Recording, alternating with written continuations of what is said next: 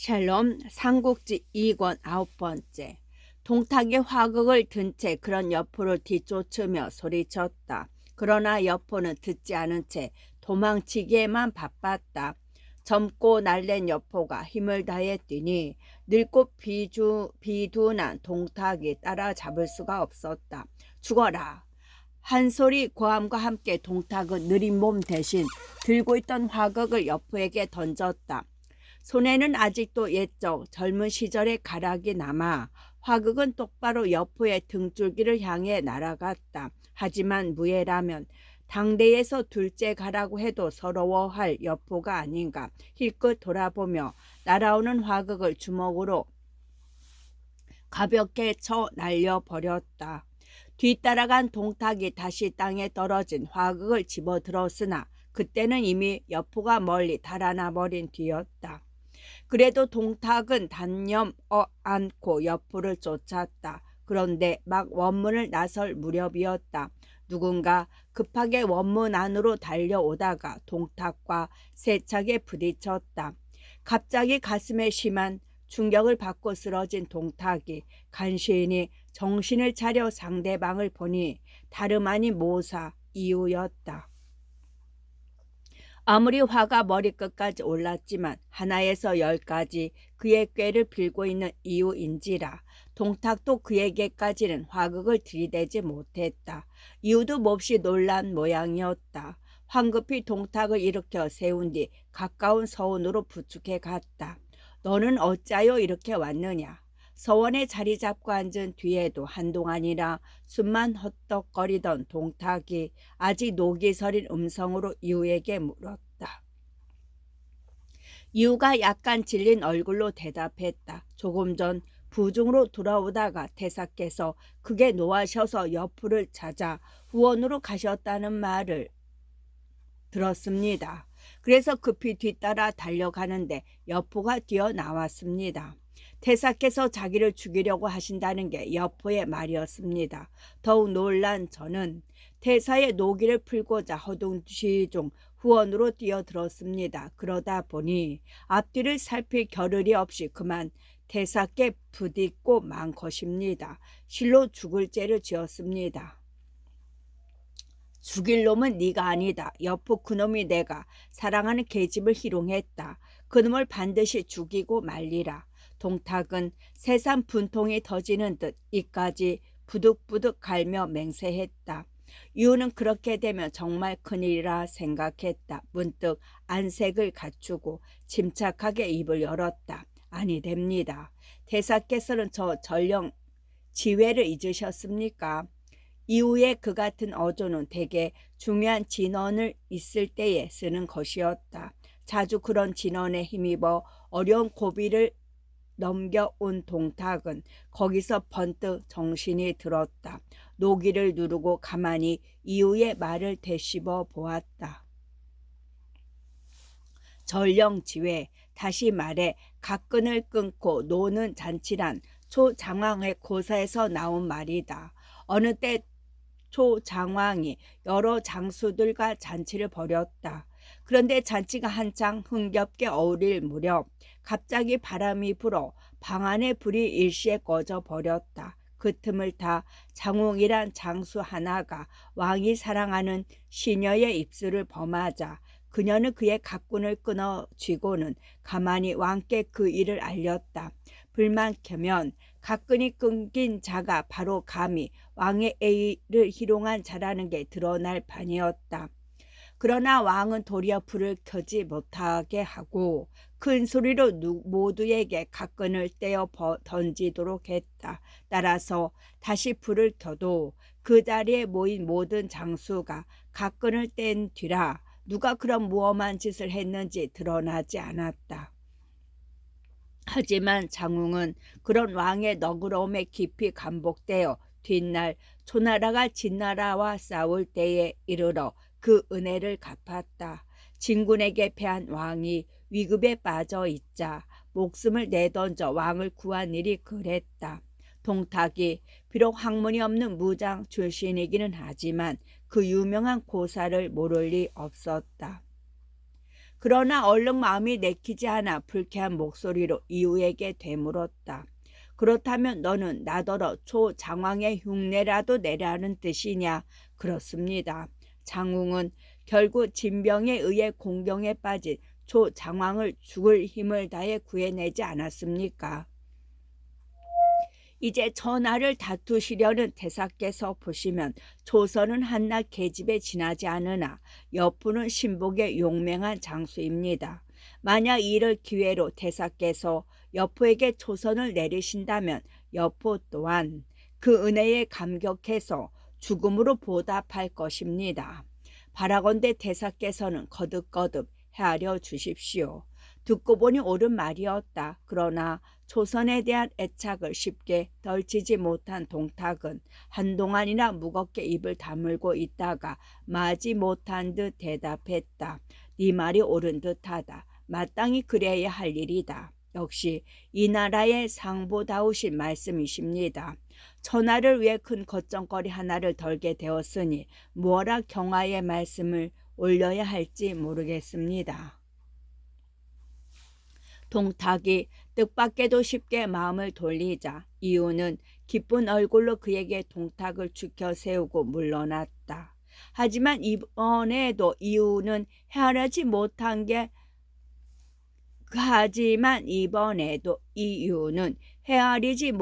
하나 있었다. 다름이 아니라 조선의 마음속에 숨겨진 칼날이었다. 너는 어찌하여 여포 그놈과 사사로이 정을 동하였느냐? 이미 여포에게 내리기로 마음을 정하였으나 그래도 한가닥 남은 미련으로 동탁이 조선을 불러 그렇게 묻자 조선이 문득 흐느끼며 대답했다. 대사께서 잘못 아시고 계십니다. 실로 억울하고 원통한 일입니다. 네 인연, 이 두 눈으로 똑똑히 보았는데도 잡아뗄 작정이냐? 동탁은 조선의 그 같은 부인이 은근히 반가우면서도 짐짓 소리를 높여 꾸짖었다. 그러자 조선은 한층 애초로이 흐느끼며 꾸며댔다.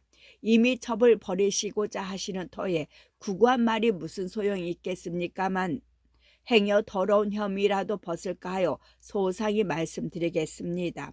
짧으나마 베풀어 주신 정에 기대어 바라건대 부디 번거롭다 물리치지 마시고 들어주시옵소서. 조금 전 첩이 후원에서 꽃구경을 하고 있자니 난데없이 여포가 뛰어들어 왔습니다. 놀라 피하려는데 그가 자기는 태사의 아들이니 피할 게 무엇 있느냐며 장을 든 채로 봉의전까지 따라왔습니다. 그제서야 첩은 그의 마음이 더러운 욕심으로 차 있음을 알아보고 욕을 면하고자 연못에라도 뛰어들어 자진고자 했으나 그 짐승 같은 자가 어느새 첩을 붙잡아 껴안고 놓아주지 아니했습니다. 그 같은 생사지간에 태사께서 오셔 이 천한 목숨을 살려내신 것입니다. 비록 거짓말일지라도 듣게 나쁘지 아니했다. 세상에 다시 없는 꼴볼견이 계집에게 버림받은 사내인데 조선의 말이 동탁의 그 꼴볼견에서 구해주었다. 따라서 동탁은 이 일을 그만 따지기로 하고 아주 너그러운 채 조선에게 물었다. 어쨌든 여포가 너를 탐하는 것은 분명하니 너를 그에게 주어야겠다. 네 뜻은 어떠냐? 조선은 소스라치듯 놀라더니 이내 크게 목 놓아 울며 부르짖었다. 첩의 몸은 이미 귀인을 섬겼거늘 어찌 갑자기 간호에게 내리려 하십니까? 첩은 차라리 죽을지언정 전한 종놈에게 욕을 보지는 않겠습니다. 말뿐이 아니었다. 조선은 그 말을 맺음과 아울러 발딱 몸을 일으키더니 벽에 걸린 보검을 내려 자기 목을 찌르려 했다.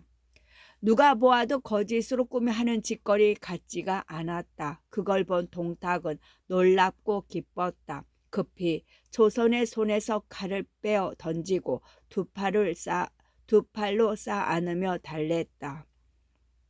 내가 지나쳤다. 잠시 너를 놀렸을 뿐이니 진정해라. 그런 동탁의 어조에는 이미 조금 전에 노기는 찾을 길이 없었다. 그러나 조선은 거기서 그치지 않았다. 동탁의 품에 안긴 채 소매로 얼굴을 가리고 더욱 애절하게 흐느끼다가 문득 이를 갈며 소리쳤다. 이것은 틀림없이 이우란 자의 꾀일 것입니다. 그자와 여포는 원래 교분이 두터운 사이라 여포의 음욕을 채워주고자 나를 태사께 얻어낼 꾀를 이와 같이 낸 것입니다. 실로 태사의 체면뿐만 아니라 제 목숨까지도 돌아보지 않는 더럽고 못된 꾀입니다. 저분 반드시 그자의 고기를 생으로 씹겠습니다. 적어도 자신의 관한한 이후에 어떤 말도 소용이 없도록 그렇게 미리 방패막이를 해두었다. 그러나 그것마저도 조선의 진정을 드러낸 것으로 본 동탁은 그 같은 조선이 귀엽기만 했다. 더욱 힘주어 그녀를 껴안으며 무엇에 홀린 사람처럼 중얼거렸다. 아, 내가 차마 너를 어찌 버리겠느냐. 그러나 조선은 여전히 울음을 그치지 않다가 갑자기 몸을 떨며 동탁의 품을 파고들었다. 천한 몸이 비록 태사의 두터운 사랑을 입고 있으나 아무래도 이곳은 오래 있을 곳이 못 됩니다. 오래 있다 보면 반드시 여포에게 해를 당하고 말 것입니다. 부디 헤아려 주옵소서. 마치 매에 쫓겨 겁먹은 새가 날개 쭉지를 파들거리며 숨어드는 신용이었다. 동탁은 그런 조선의 등을 쓸어주며 안심시켰다. 아무려면 그럴 리야 있겠느냐. 걱정 마라. 내일 미호성으로 돌아갈 때 너를 데려가마. 거기서 함께 즐기며 살 것이니 아무 걱정 말고 나를 믿어다오. 동탁 자신도 예측하지 못한 결말이었다. 그러나 그 같은 속사정을 알 리 없는 이유는 다음날 날이 새기 바쁘게 자자와 동탁을 재촉했다. 오늘이 마침 날이 좋으니 조선을 여포에게 보내는 게 어떻겠습니까? 이미 그에게 내일이 시기로 결정 보신 이상 하루라도 빨리 보내 그를 어루만져 주시는 게 좋겠습니다. 그러나 하룻밤새 동탁의 말은 달라져 있었다. 글쎄, 그것도 좋겠지만 아무래도 여포와 나는 아비 자식이라 어째 선뜻 내리기가 쉽지 않구나. 당장은 내가 그의 죄를 따지지 않을 것이니 너는 우선 그런 내 뜻을 그에게 전하고 좋은 말로 달래놓아라. 그 뒷일은 따로 의논하는 게 좋겠다. 그 말에 이유는 아차 싶었다. 동탁이 원래 변덕이 심한 줄은 알지만 하룻밤새 그토록 달라진 것은 틀림없이 조선의 농간이란 짐작이었다. 그게 무슨 말씀이십니까? 대사께서는 지금 한낱 여자의 말에 홀려 있으십니다. 그래서는 아니 됩니다. 천하 대사를 위해 다시 한번 깊이 헤아리십시오. 이유가 급히 그렇게 동탁을 깨우쳤으나 동탁은 이미 다시 조선에게 흠뻑 빠진 뒤였다. 돌연 납세까지 변하며 이유를 꾸짖었다. 너라면 네 아내를 여포에게 내주겠느냐? 조선의 일은 두 번 다시 말하지 마라. 만약 또다시 입을 여는 날이면 네 목을 어깨 위에 남겨두지 않으리라. 동탁의 고집 또한 잘 아는 이유인지라 그렇게까지 나오자 더는 자기 뜻을 내세울 수 없었다. 말없이 동탁 앞을 물러나오기는 해도 생각할수록 앞날이 두려웠다. 하늘을 우러르며 깊이 단식했다. 이제 우리는 모두 한낱 계집의 손에 죽게 되었구나. 그제야 이유는 조선의 정체가 짐작되었지만 그녀는 이미 그의 활시위 거리를 벗어난 새였다. 동탁은 한 번 먹은 자신의 마음을 과시하기라도 하듯 그날로 미호성으로 돌아간다는 영을 내렸다. 동탁의 수레가 승상부를 나서자 백관들은 전처럼 횡문 밖까지 배웅을 나왔다. 그들 속에는 물론 뜬 눈으로 그 밤을 지새운 여포도 들어 있었다. 조선이 수레 안에서 가만히 내다보니 여포가 모여선 백관들 틈에서 빛발선 눈으로 수레마다 안을 훔쳐보고 있는 게 보였다. 또한 놓쳐버릴 수 없는 혹이라 여긴 조선은 넓은 소매로 얼굴을 가리고 거짓으로 통곡하는 신용을 했다. 마침내 눈길이 조선이 탄 수레 안에 머물자 그 꼴을 본 여포는 가슴이 부서지는 것 같았다. 그의 눈에 비친 조선은 동탁의 위세에 눌려 통곡하며 끌려가는 가련한 소녀였다. 그러나 당장은 어찌해볼 도리가 없는 여포였다. 수천의 장졸이 동탁의 수레를 호위하고 있으니 동탁을 치기도 어렵거니와 설령 그를 죽인다 해도 주인의 원수를 갚으려 들 그들 수천을 감당할 자신이 없었다. 다만 망연히 바라다보고 있는 사이에 조선이 탄 수레는 멀어져 갔다. 여포는 조금이라도 조선의 수레가 끼어있는 행렬을 더 오래 보고자 가까운 흙 언덕으로 말을 몰았다. 언덕 위에 오르자 고삐를 당겨 말을 멈추고 하염없이 미호로 가는 행렬을 바라보는데 그나마도 이내 수레 바퀴가 일으키는 자욱한 먼지 속에 가려 보이지 않았다. 여포는 그 먼지 속에 묻혀간 조선의 애처로운 모습을 떠올리고 자기도 모르게 주먹을 불끈 쥐며 중얼거렸다. 오냐, 내 꼭 너를 구하고 말리라. 그때였다. 갑자기 등 뒤에서 인기척이 나며 누군가가 점잖게 물었다. 오누께서는 어찌 태사와 함께 미호로 가지 않으시고 이곳에서 멀리 바라보며 단식만 하고 계시오. 여포가 놀라 그 사람을 보니 다름 아닌 사도 왕윤이었다. 모든 잘못은 동탁에게 있지 그를 원망할 것은 아무것도 없다고 믿고 있는 여포이니 굳이 그를 피해야 할 까닭이 없었다. 오히려 때가 대인지라 전보다 더 가깝게 느껴질 뿐이었다. 그런 여포와 예를 나누기 무섭게 왕윤이 다시 물었다. 이 늙은 것이 몸에 병이나 얼마가 문을 닫아 걸고 나오지 않는 바람에 장군을 배운 지도 오래된 것 같소이다. 오늘 태사께서 미호성으로 돌아가신다기에 억지로 아픈 몸을 이끌고 나왔다가 장군을 뵙게 되니 반갑기 그지없구려. 그런데 무슨 일이 있길래 장군은 이곳에 홀로 남아 단식만 하고 계시오. 이 모두가 공의 따님 때문입니다. 여포가 힘없이 대답했다. 그 말에 왕유는 짐짓 놀라는 신용을 하며 되물었다. 이 몸의 딸 때문이라니요. 초선이 어찌 되었단 것이오. 아직도 장국에 가지 않았단 말씀이시오. 내게 오기는커녕 동탁 그 늙은 도적놈의 총애를 받은 지가 오래되오. 여포가 비분에 차 대답했다. 황유는 더욱 놀란 신용을 하며 소리쳤다. 아니 여장군, 그게 무슨 말씀이요? 세상에 어찌 그 같은 일이 있을 수 있소이까? 나는 아무래도 믿을 수가 없소이다. 안 됐지만 틀림없는 사실입니다. 일은 이렇게 된 것입니다. 여포는 그렇게 호두를 뗀 뒤 앞서 있었던 일을 하나하나 차례로 왕윤에게 일러주었다.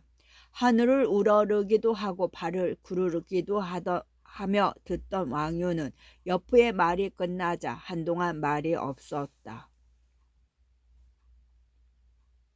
대사가 참으로 그런 짐승 같은 짓은 할 줄은 몰랐구려. 이윽고 그렇게 단식한 왕윤은 문득 여포의 소매를 끌며 넌지시 말했다. 갑시다. 그 일은 제 집에 가서 의논하는 게 좋겠소. 여포도 울적하던 터라 순순히 왕윤을 따랐다. 집에 돌아온 왕윤은 우선 은밀한 방으로 여포를 인도한 뒤 술을 갖추어 위로했다. 몇 잔 술이 들어가자 한층 비분에 젖은 여포는 조금 전에 빠뜨렸던 봉의정에서의 일을 자세히 덜어놓았다. 초선을 만난 이래서부터 동탁이 나타나 창을 던지던 때까지 하나하나 얘기하고 있는 여포의 눈길에는 어느새 흉흉한 불꽃이 일고 있었다. 대사가 내 딸을 욕보이고 또 장군의 아내를 빼앗았으니 천하가 크게 비웃을 것이외다. 대사가 아니라 이 왕윤과 장군을 비웃을 것이요. 그러나 이 왕윤은 늙고 힘없는 물이라 어찌해 볼 도리가 없소이다. 다만 해석한 것은 장구 같은 세상을 뒤덮을 만한 영혼도 마찬가지로 그 더럽힘과 욕을 참고 받아들이는 것이요. 왕윤이 때를 놓치지 않고 그렇게 중동했다. 그러자 하늘을 찌를 듯한 노기를 스스로 억제하지 못한 여포는 주먹으로 상을 치며 무언지 알아듣지 못할 고함을 질러댔다. 왕윤이 급히 그런 여포를 말렸다. 늙은 것이 잘못 입을 놀린 것 같소. 아무쪼록 장군은 노여움을 푸시오. 여포가 화를 낸 것이 동탁을 욕한 때문으로 오인하는 체하며 다시 한번 여포를 격동시킨 것이었다. 여포가 더 참지 못하고 소리쳤다. 맹세하거니와 내 반드시 그 늙은 도적을 죽이고 이 욕을 씻을 것이요. 기다리고 기다려온 여포의 그 같은 말이었으나 왕유는 짐짓 황망하여 여포의 말을 막으며 질린 목소리로 말했다. 장군은 그만 입을 다무시오. 이 화가 이 늙은에게까지 미칠까 두렵소이다. 여포가 더욱 흉흉한 기세로 소리쳤다. 대장부가 하늘을 지붕 삼고 땅을 집 삼아 살면서 어찌 남의 아래 오래 눌려 지내리오. 그제서야 왕윤도 여포의 뜻이 이미 정해진 걸 알았다. 슬쩍 여포를 부추겼다. 하기야 장군의 제주로 동태사에게 부림을 받는 것이 한스럽기는 할 것이요. 그래서 그 늙은 도적을 죽이고자 하나 명색이 아비와 자식이라 뒷사람들이 욕할까 두려울 뿐이요.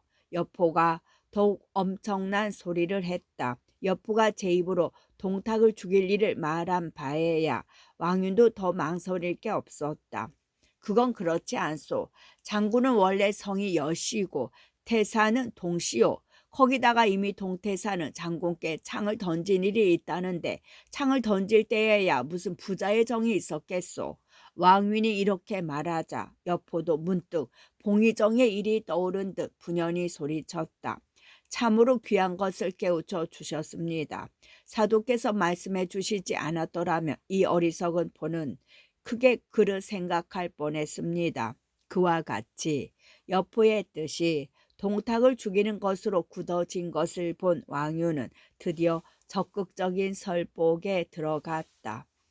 정과 달리 정색을 하고 위험 있게 말했다. 이미 장군의 뜻이 그러하다니 이 윤도 숨김없이 말하겠소이다. 만약 장군께서 무너져가는 한시를 떠받쳐 충신이 된다면 장군의 큰 이름은 정사에 올라 빛날 것이요. 그 향기가 백세를 이어 극할 것이외다. 그러나 동탁을 도와 반신이 된다면 더러운 이름으로 역사를 적는 붓끝에 올려져 그 고약한 냄새가 만년을 풍길 것이요. 여포도 왕윤의 말을 듣자 자리를 피하여 절을 하며 대답했다. 이 포의 뜻은 이미 정했으니 사도께서는 너무 의심하지 마십시오. 여포는 아직도 왕윤이 자기를 설복하려 드는 걸 보고 자리에서 일어나 절까지 하며 그렇게 말했다. 얼른 보면 여포의 그 같은 자세가 지나쳐 보이지만 사실은 그만한 까닭이 있었다. 여포에게는 진작부터 동탁을 죽일 마음도 또 우선은 그럴 만한 힘도 있었다. 그러나 문제는 그 다음이었다. 먼저 불안한 것은 뿌리 깊은 동탁의 세력이었다. 여포는 동탁의 병권 일부를 장악하고 있었으나 그 아래 장수들은 대개 서량에서부터 동탁을 따라온 신복들이었다. 여포가 동탁의 신임을 받고 있을 때는 그들의 복종을 기대할 수 있지만 동탁을 죽인 뒤에도 그들이 여포를 따라주리라는 보장은 없었다. 거기다가 묘를 지키고 있는 이각, 곽사, 장제, 변조 등의 네 장수와 그 휘와 수만 장졸은 용장 정병이면서도 평소에는 거의 여포와 무관했다. 하지만 더욱 괴로운 것은 명분이었다. 여포의 어느 때 행동이 공명정대하고 사람들로부터 믿음을 살만했다면 동탁을 죽인 것이 곧 의가 되고 공이 될 수도 있었다. 따라서 동탁의 적대 세력이 모두 뭉쳐 여포의 뒤를 받쳐준다면 동탁의 잔당들도 크게 두려워할 필요가 없었다. 그런데 그게 그렇지가 못했다. 양부 정원을 죽이고 동탁 쪽으로 간 것부터가 그렇지만 그 뒤는 더욱 나빴다.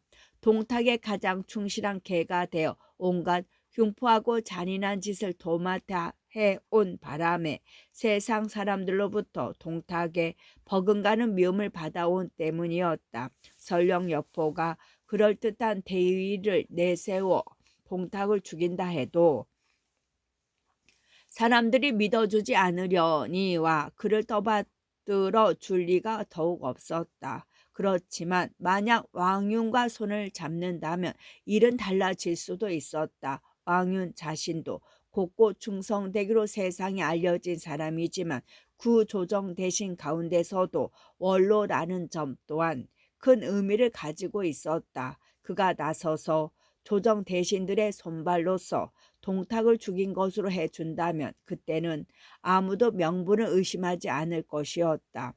당장 동탁의 자리를 잊지 못하는 것이 여포는 아쉬웠으나 그 일은 따로 때를 기다려 볼 수도 있었다. 여포가 너무 쉽게 몸까지 굽혀 거듭듯이 굳음을 보여주자 왕유는 다시 못 믿어온 기분이 들었다. 짐짓 몸을 도사리는 채 한 번 더 여포를 떠보았다. 장군을 믿지 못해서가 아니라 다만 일은 이루어지지 않고 큰 화만 부르게 될까 두려워서 그러는 것이요. 은연중에 말 이상의 어떤 결의의 증거를 보여달라는 요청이 숨어 있었다.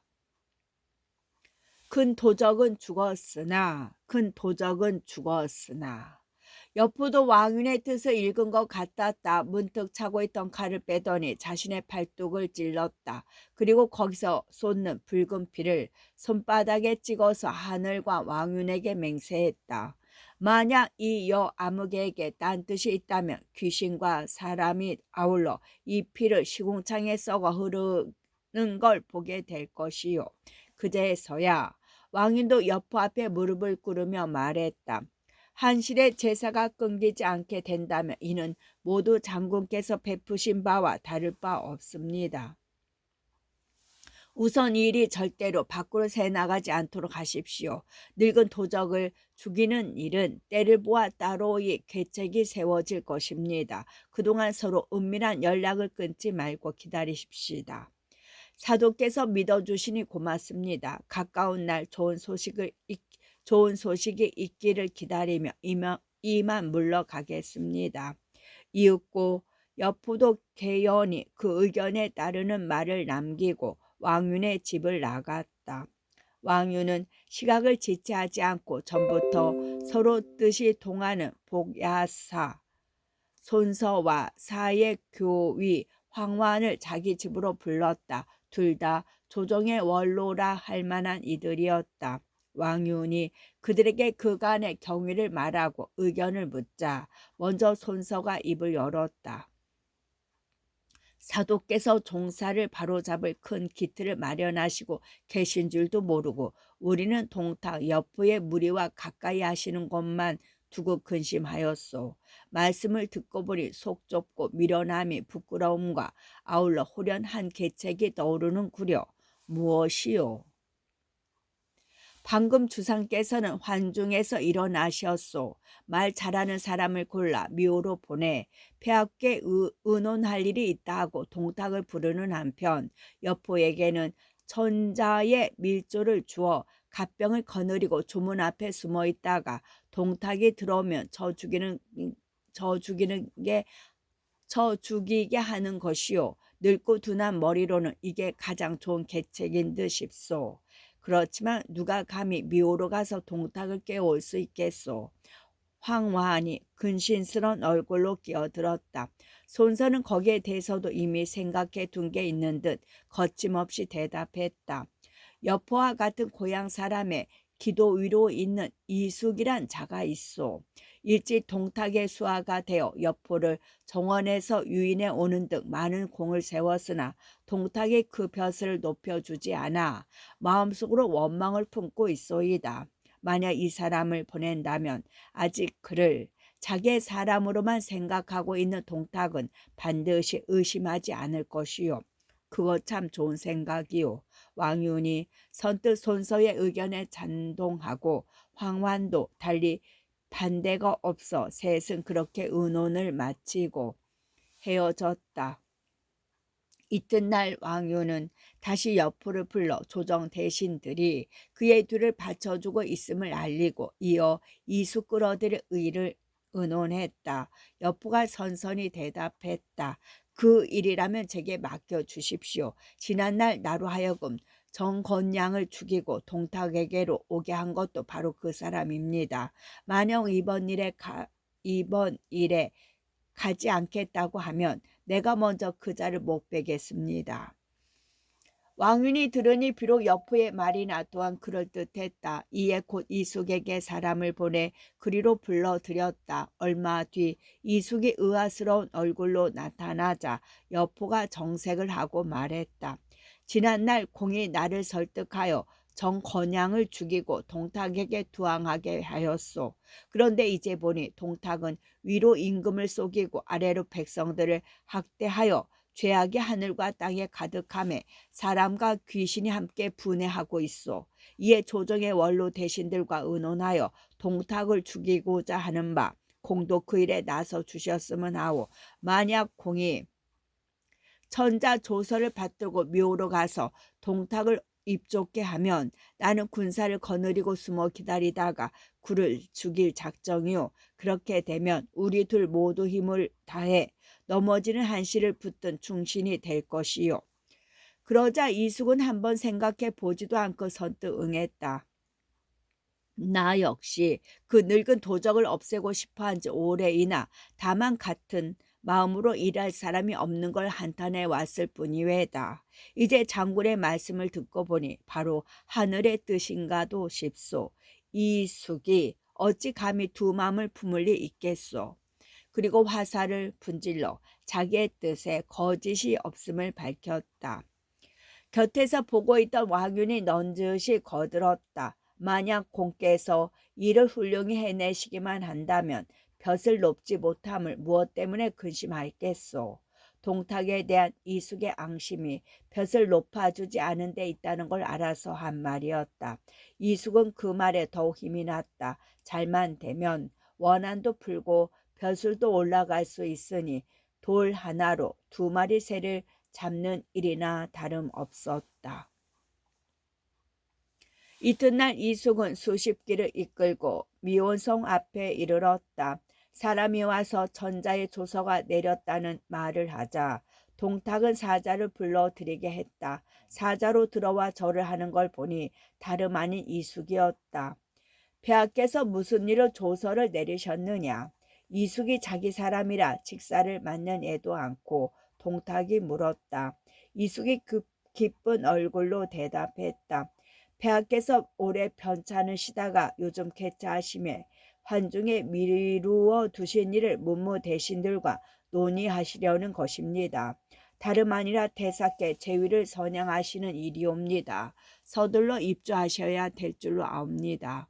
그러면서 비슷한 내용의 조서를 내놓았다. 오래전부터 은근히 꿈꿔오던 일이었으나 너무 갑작스럽고 쉽게 때가 오니 동탁은 기쁜 마음보다 의혹이 먼저 일었다. 사람이 없다 해도 아직 완고한 원로 대신들이 몇몇 버티고 있는 조정에서 어찌 이 같은 일이 그토록 갑작스럽고 쉽게 결정 났는지 궁금했다.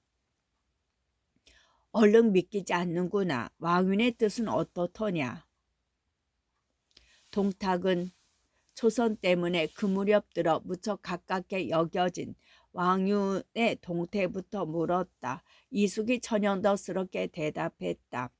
왕사도께서는 사람을 시켜 태사께서 보위를 물려받으실 수선대를 쌓아놓고 주공께서 오시기만을 기다리고 있습니다. 마음속이로야 어찌하든 왕윤쯤 되는 원료 대신이면 남의 이목도 살펴야 했다. 그런데 그가 나서서 특별히 대까지 쌓고 자기를 기다린다니 조정의 분위기는 대강 짐작이 갔다. 그제서야 동탁은 얼굴 가득 기쁜 빛을 드러냈다. 간밤 꿈에 용 한 마리가 내 몸에 감기더니 이제 이 기쁜 소식을 듣는구나.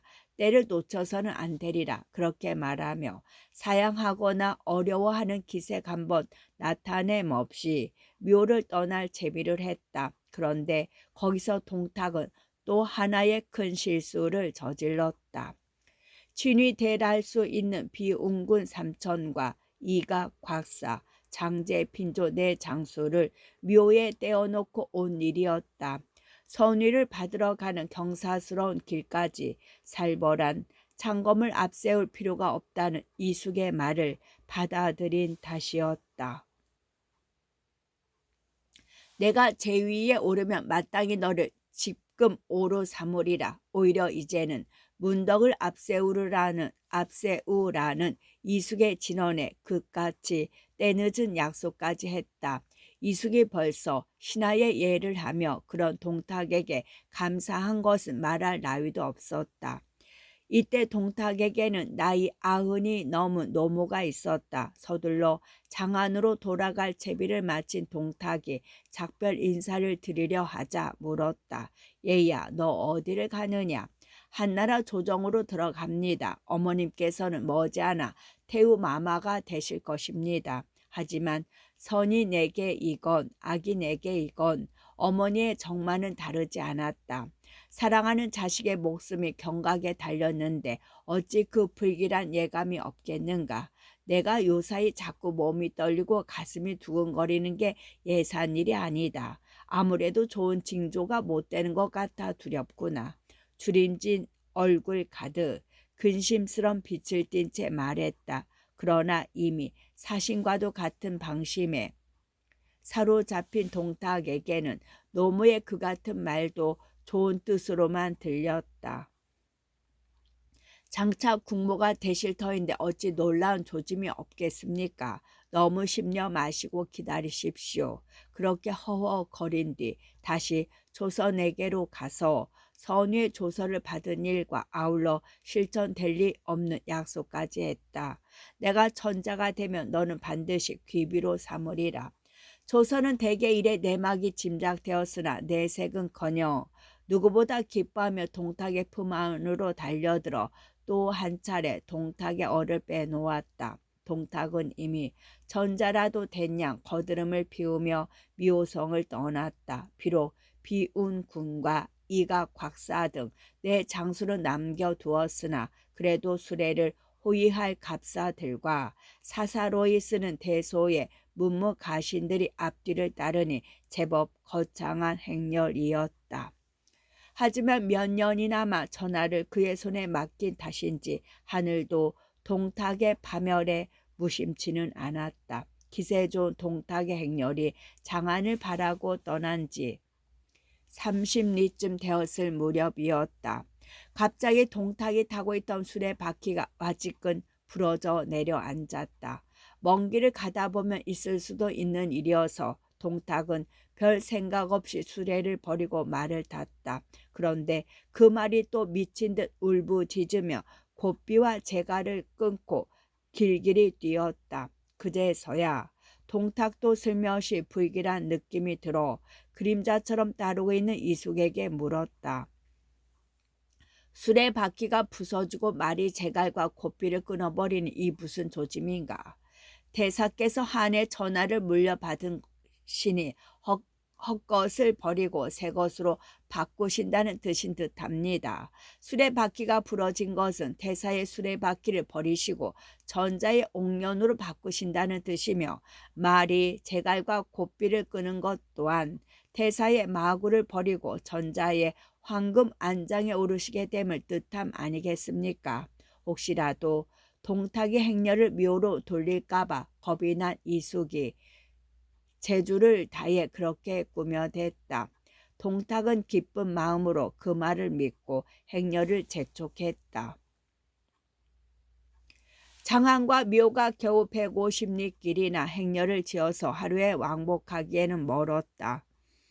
이숙이 묘까지 가는데 걸릴 시간이 있어 동탁이 좌우를 재촉했으나 그날로 장안에 들어갈 수 없었다. 하늘이 보여준 두 번째 조짐은 도중에서 하룻밤을 쉰 동탁의 행렬이 이튿날 다시 길을 서두르고 있을 때였다. 호련 미친 듯 바람이 일고 어둑한 안개가 하늘을 덮었다. 어제의 일로 우쭐해져 있던 동탁이었지만 그걸 보니 또 기분이 이상했다. 그러나 소심해 보이는 게 싫은지 대범한 채 이수가에게 물었다. 이것은 또 어떤 상서로운 조짐인가? 이숙이 다시 둘러댔다. 주공께서 제 위에 오르시는 것은 용이 등전하는 것과 같사옵니다. 반드시 붉은 빛과 자주색 안개가 일어 전위를 더욱 드러나게 할 것입니다. 그 말을 들으니 광풍과 어두운 안개가 정말로 붉은 빛과 자주빛 안개로 비치는지 동탁은 또한 기뻐하며 더는 의심하지 않고 말을 달렸다. 장안성 밖에 이르자 전과 다름없이 횡문 밖까지 백관들이 모두 늘어서서 마중했다. 그런데 한 사람 이유만이 보이지 아니했다. 병을 얻어 며칠째 집 밖을 나오지 못한다는 것이었다. 이후에 그 같은 공교로운 발병도 동탁으로 보면 또 다른 불운이었다. 그만 성했더라도 동탁이 그토록 감쪽같이 왕윤의 계략에 넘어가도록 보아 넘기지는 않았으리라. 하지만 여전히 아무것도 느끼지 못한 동탁은 곧바로 성 안에 있는 승상부중으로 갔다. 막 자리를 잡고 앉는데 여포가 들어와 경화를 올렸다.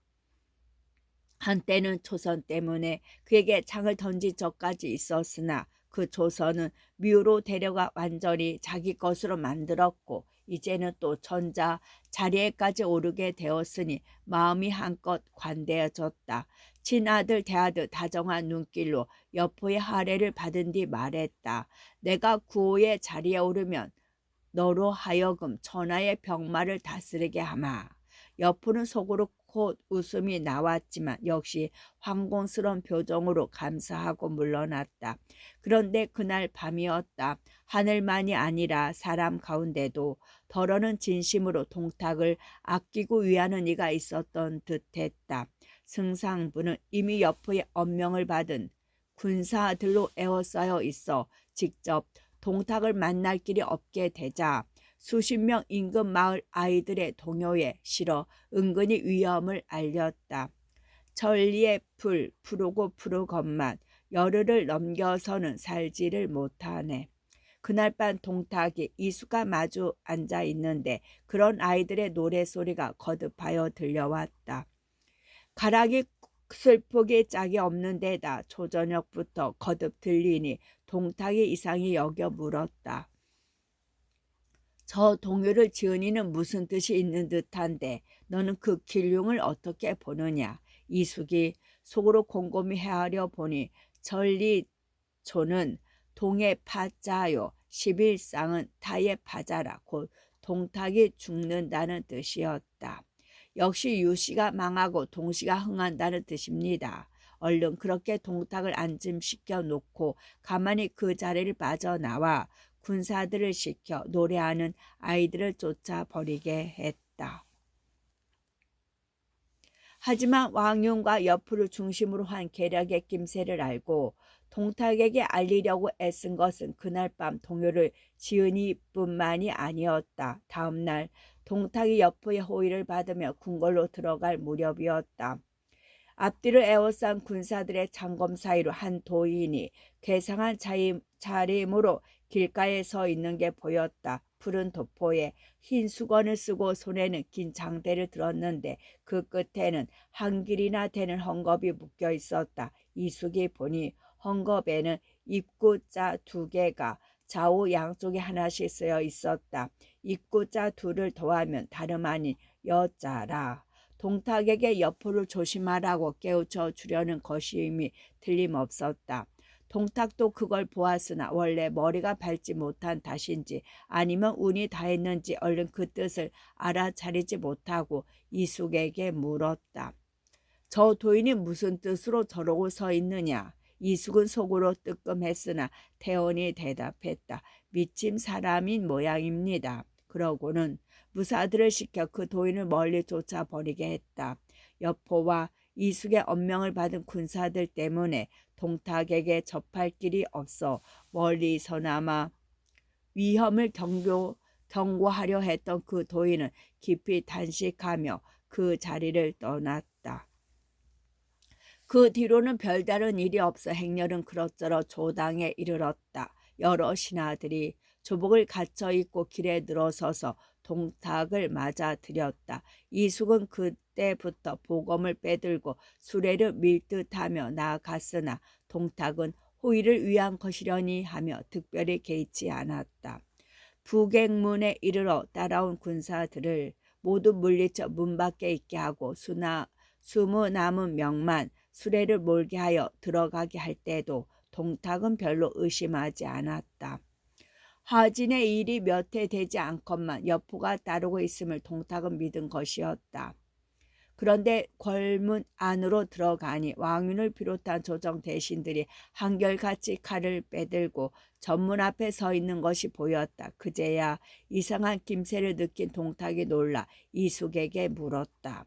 저 사람들이 모두 칼을 빼들고 있으니 어찌 된 일이냐. 그러나 이숙은 대답 없이 수레만 앞으로 밀고 나아갔다. 동탁이 섬뜩하여 다시 물으려는데 왕윤의 외침이 이숙의 대답을 대신했다.